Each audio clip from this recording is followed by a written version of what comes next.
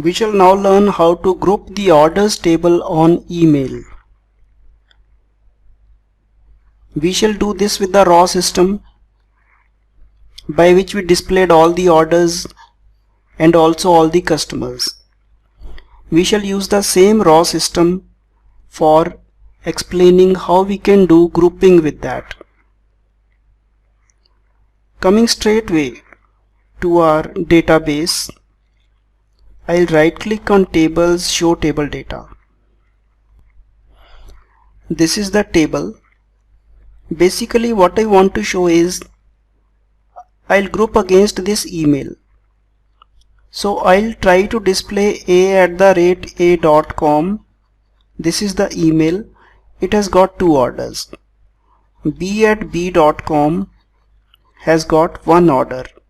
c@c.com has got two orders.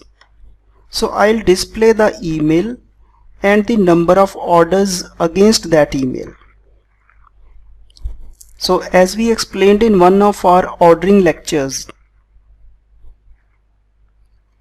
we have to create subtables out of this table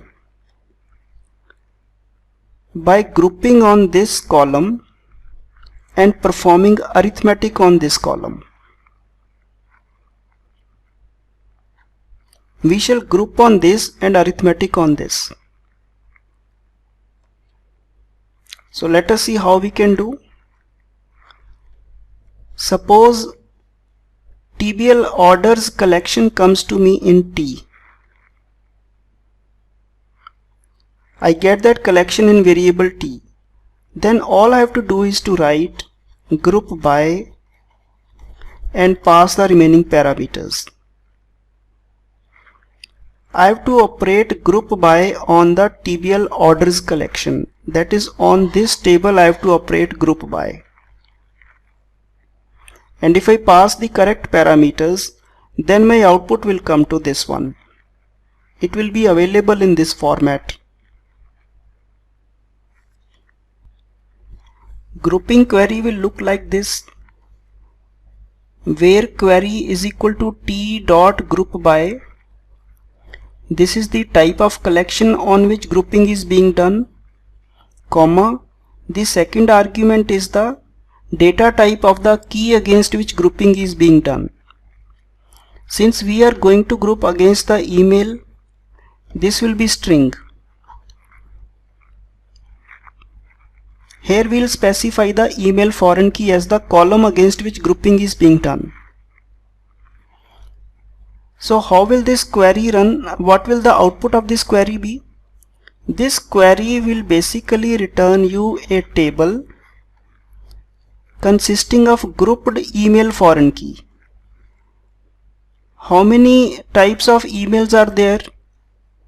There are 3 types of emails on that at present. So it will give a@a.com, b@b.com and c@c.com as the rows of the resultant table of this query. This will be called key column, v.key. And the second column will consist of the arithmetic that we specify. We can specify sum, average, whatever, or count. So this is how it will work out. You will group by the type of the collection, the nature of the key on which you are grouping, which key you are grouping. The result will be v.key consisting of one record for each group. And here the corresponding arithmetic that we want to do. Arithmetic will be available through v.key, v.any arithmetic function that we can call. Let us see how to do. This is our get orders table and this is get users table. We have displayed 2 of them. Now we can add our third function to it to display the grouping. So we are writing it here, public string group orders using data context. So this is the T that we have been talking, this one. As I told you in the previous lecture, only this step and this step change. The objective is to somehow get the collection. This time we have got the collection using the functions of data context. We are connecting to database, so the manner in which we get back the results is different. After this, all the steps of the query will be the same steps as we were applying on the collections earlier. So we can now quickly write them off. This is T dot group by, grouping this T. T is a collection of orders and it is being grouped against user ID key. String builder as usual.